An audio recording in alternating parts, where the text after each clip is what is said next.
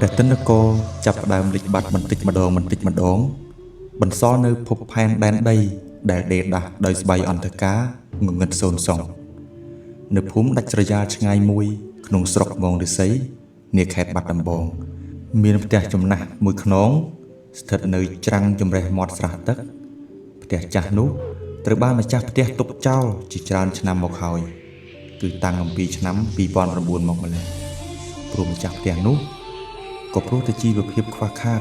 ទើបដាច់ចិត្តបង្ខំចិត្តចំណាក់ស្រុកទៅធ្វើការនៅប្រទេសជិតខាងអ្នកស្រុកនៅទីភូមិនោះក៏ជឿជាក់ថានឹងនិយាយសឹងតែគ្រប់គ្នាថានៅទីនោះមានព្រលឹងវិញ្ញាណខ្មោចបំពេកូនស្នាក់នៅតាមកាលដំណើរនិយាយពីចាស់ក្នុងភូមិនោះឲ្យទៅពេលយប់មកដល់កាលណាមនុស្សក្នុងភូមិមិនហ៊ានឆ្លងកាត់ជិះផ្លូវមកផ្ទះនោះពេលយប់នោះទេព្រោះគ្រប់ពេលដែលអ្នកភូមិជិះឆ្លងកាត់គឺតែងតែឮនៅសំឡេងបំពេកូនពេលខ្លះឃើញអង្គុយនៅលើមែកស្វាយពីមុខផ្ទះយល់កូនងាដែលកំពុងតែយំយ៉ាងក្រលួចនៅក្នុងរឹងមិនថាតែមនុស្សចាស់ឬក្មេងនោះឡើយគឺសុទ្ធតែខ្លាចរអាផ្ទះនោះគ្រប់គ្នាពេលណាដែលព្រះអាទិត្យរៀបលិចខ្យល់អាកាសនៅបរិវេណផ្ទះនោះកាន់តែចុះត្រជាក់ខ្លាំងនិងងងឹតស៊ុបទ្រុបជាងកន្លែងផ្សេងទៀតនៅក្នុងភូមិព្រោះតំបន់នោះពុំសូវមានផ្ទះអ្នកភូមិនៅជាប់គ្នាឡើយមានតែដើមឫស្សីដុះព័ទ្ធជុំវិញផ្ទះនិងដើមស្វាយយ៉ាងធំមួយដើមនៅពីខាងមុខផ្ទះម្យ៉ាងទៀតដោយសារតែពួកអ្នកភូមិបានរើផ្ទះនិងលក់ដីភូមិទៅរស់នៅក្នុងភូមិនិងអ្នកខ្លះទៀតទៅរស់នៅភូមិក្បែរនោះមានរឿងមួយកាលពីចុងឆ្នាំ2009ស្រីខួចជាកូនច្បងរបស់ពូសឿនជាអ្នករស់នៅក្នុងភូមិនេះដែរគ្រានោះនាវេលាទៀបភ្លឺមួយដែលត្រូវនឹងថ្ងៃមួយរោចខែផុតរបុត្រជារដូវបុណ្យភ្ជុំបិណ្ឌផងនោះស្រីខួចបានបបួលមិត្តភក្តិរបស់គាត់ម្នាក់និងប្អូនប្រុសរបស់គាត់ម្នាក់ទៀតដើម្បីទៅបោះបាយបិណ្ឌនៅវត្តមួយនាចុងភូមិវត្តនេះនៅមិនឆ្ងាយប៉ុន្មានពីផ្ទះដែលមានព្រលឹងខ្មោចស្រីបំពេកូនដែលតែងទៅលងបន្លាចអ្នកភូមិនោះទេយប់មួយនោះស្រីខួចនិងប្អូនប្រុសរបស់នាងព្រមទាំងមិត្តភក្តិរបស់គេម្នាក់ទៀតបានធ្វើដំណើរកាត់មុខផ្ទះនោះដោយក្នុងដៃម្ខាងមានកាន់ស្រាក់មានបាយបិណ្ឌនិងដៃម្ខាងទៀតមានកាន់ចង្កៀងប្រេងកាតដោយសារតែកាលពីជំនាន់នោះពុំទាន់សម្បូរទូរស័ព្ទសម្រាប់ប្រើប្រាស់នៅឡើយទេសូម្បីតែអគ្គិសនីក៏មិនទាន់ចូលដល់ក្នុងភូមិផងអ្នកភូមិភាគច្រើនគឺប្រើចង្កៀងប្រេងកាតផ្ទះណាដែលមានជីវភាពធូរធារទើបមានអគុយប្រើសម្រាប់បំភ្លឺភ្លើងក្នុងផ្ទះនិយាយទៅដល់រឿងស្រីខួចវិញបន្ទាប់ពីធ្វើដំណើរចេញពីផ្ទះអស់មួយស្របក់ក៏បានមកដល់ក្បែរផ្ទះចាស់មួយនោះខណៈនោះស្រាប់តែមានខ្យល់បក់មកយ៉ាងត្រជាក់ចម្លែកបក់មកប៉ះនឹងស្លឹកស្វាយនៅខាងមុខផ្ទះដែលមានព្រលឹងខ្មោចស្រីបំពេកូននោះបង្កើតបានទៅជាសំឡេងដូចមានសម្រាប់ជើងមនុស្សដើរអីចឹងដែរខណៈនោះស្រីខួចបានឮសំឡេងមនុស្សស្រែកហៅនាងល្វើយយ៉ាងក្រលួចចេញពីដើមស្វាយនោះដែលធ្វើឲ្យស្រីខួចឮតែម្នាក់ឯងមិត្តភក្តិនិងប្អូនប្រុសរបស់នាងពុំបានឮឡើយស្រីខួចក៏កើតការឆ្ងល់ក៏បានសួរទៅកាន់មិត្តភក្តិរបស់នាងថាវណ្ណាឯងមានឮសំឡេងមនុស្សហៅទេវណ្ណាក៏ឆ្លើយតបវិញយ៉ាងរហ័សថាគ្នាដូចជាអត់ឮផង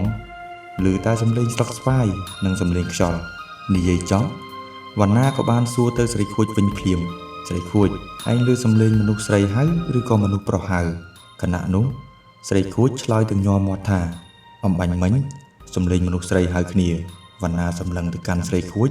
ដោយមានទឹកមុខផិតភ័យខណៈដែលបរិយាកាសកំពុងតែចុះត្រជាក់ទឹកមុខវណ្ណាហាក់បញ្ជាក់ថានាងបានដឹងរឿងអ្វីម្យ៉ាងអំពីផ្ទះនេះកំពុងតែដើរបណ្ដើរនិយាយគ្នាបណ្ដើរ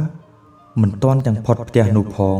ស្រាប់តែឮសំឡេងមនុស្សស្រីស្រែកហៅម្ដងទៀតប៉ុន្តែម្ដងនេះមិនមែនឮតែស្រីខួចទេគឺឮទាំង3នាក់តែម្ដងដែលធ្វើឲ្យអ្នកទាំង3មានអារម្មណ៍តែព្រឺសម្បល់ខ្ញាក់ម្នាក់បះសក់ជ្រោងស្រីខួចនិងវណ្ណាបានងាកទៅតាមសំឡេងដែលស្រែកហៅនោះក៏ស្រាប់តែឃើញនារីម្នាក់ក្នុងសម្លៀកបំពាក់ឈុតសអោនមុខអង្គុយយល់អង្រឹងនៅលើមែកស្វាយខាងមុខផ្ទះដ៏ស្ងាត់ជ្ងំស្រីខួចនិងវណ្ណាព្រមទាំងប្អូនប្រុសរបស់នាងបានឃើញនារីម្នាក់នោះគ្រប់គ្នាជាមួយនឹងទឹកមុខដ៏គួរឲ្យខ្លាចបំផុតភ្នែកលៀនក្រឡោតធ្លាក់ចេញមកក្រៅសក់សំពងមុខសុទ្ធតែដំបៅមានដង្កូវថែមទៀតផងខ្មោចស្រីរូបនោះបានញញឹមបែបស្មើមកកាន់អ្នកទាំង3ស្រីខួចនិងវណ្ណា គ្រាន់តែបានឃើញទស្សនភាពបែបនេះភ្លាមក៏បានរត់ប្រះអាយុចោលទាំងប្អូននិងចានស្រាក់ដែលបំរុងយកទឹកវត្តនោះទៅមកខាងផ្លូវរត់ផងស្រែកផងឲ្យគេជួយរត់រហូតមកដល់ផ្ទះមីងសឿនដែលនៅឯចុងភូមិមិនឆ្ងាយប៉ុន្មានពីវត្តនោះមីងសឿនគាត់ជាអ្នកប្រកបរបរលក់អាកោដែលពេលនោះមីងសឿនបានក្រោកចំហុយអាកោរបស់គាត់នៅក្រោមផ្ទះស្រីខូចនិងវណ្ណាគ្រាន់តែក្រឡេកឃើញពន្លឺភ្លើងចំហុយអាកោដែលចេញពីផ្ទះមីងសឿនក៏រត់សម្ដៅចូលទៅទាំងត្រហេបត្រហប់ឃើញអាការៈក្មេងៗមានសភាពបែបនេះមីងសឿនក៏បានស្ទុះទៅទទួលហើយបានសួរនាំអំពីរឿងហេតុពីស្រីខូចនិងវណ្ណាក្មួយពួកឯងរត់ប្រញាប់ទៅណាបានជាស្លន់ស្លោបែបនេះវណ្ណាឆ្លើយទាំងដង្ហើមដកសឹងមិនចង់ដល់គ្នាប្រាប់ទៅមីងសឿនវិញថាមីងមានខ្មោចស្រីដែលគេល្បីគ្នាថាឡងនោះមកលងបន្លាយខ្ញុំនិងប្អូនខ្ញុំគ្រាន់តែបានឮប៉ុណ្ណេះភ្លាមមីងសឿនមិនបង្អង់យូរក៏ស្ទុះទៅយកផ្តិលទឹកនិងធូប3សរសៃដែលបានដាក់លើនៅរានទេវតាមកសូត្រគោផ្លុំហើយប្រោះព្រំទៅឲ្យក្មេងទាំង3នាក់នោះមីងសឿនឪពុករបស់គាត់ជាគ្រូខាងចេះមន្តអាគមអូមអាមផ្លូវងងឹតហើយគាត់បានចេះខ្លះបន្តិចបន្តួចអំពីឪពុករបស់គាត់កាលពីនៅរស់បន្ទាប់ពីមីងសឿនបានប្រោះព្រំចប់ពិធីរួចហើយមីងសឿនក៏បានខាត់ក្មេង3នាក់នោះឲ្យនៅផ្ទះរបស់គាត់ចាំព្រឹកសឹមទៅផ្ទះជួបម្ដាយឪពុករបស់ខ្លួនវិញលុះវេលាព្រឹកឡើងម្ដាយស្រីខូចនិងវណ្ណាគ្រាន់តែក្រឡេកឃើញសភាពកូនក៏បានស្ទុះដប់កូនយកទៅវត្តដើម្បីឲ្យលោកឪដើម្បីស្រោចទឹកបណ្ដេញគ្រោះចង្រៃបន្ទាប់ពីស្រោចទឹកហើយនោះស្រីខូចនិងវណ្ណាបានធ្លាក់ខ្លួនឈឺស្គមរីងរៃជ្រុះសក់រហូតសឹងអស់ពីក្បាលដោយសារតែការលងបន្លាចរបស់ខ្មោចស្រីបំពេកូននេះធ្វើទុកបុកម្នេញដល់អ្នកភូមិច្រើនពេកទើបបានជាឪពុកស្រីខូចនិងឪពុករបស់វណ្ណាធ្វើអញ្ជើញលោកគ្រូឌឿនដែលនៅមិនឆ្ងាយពីភូមិរបស់ស្រីខូចនេះមកបណ្ដេញនិងធ្វើពិធីចងព្រលឹងរបស់ខ្មោចស្រីនោះតាំងពីពេលនោះមកអ្នកស្រុកអ្នកភូមិពុំដែលឃើញស្រមោលវិញ្ញាណខ្មោចរបស់ព្រាយបំពេកូននោះចេញមកលកបន្លាចអ្នកធ្វើដំណើរឬក៏អ្នកភូមិទៀតនោះឡើយរឿងនេះជារឿងដែលដំណើរតគ្នាពីចាស់ចំនួនដើមដែលរស់នៅក្នុងស្រុកកំពង់ឫស្សីខេត្តបាត់ដំបងចង្កៀងនិទានខ្មោចសូមខន្តីអភ័យទោសប្រិយមិត្តទាំងអស់គ្នានៅរាល់កំហុសខុសឆ្គងពាក្យពេចន៍ពាក្យសម្ដីដោយប្រការណាមួយ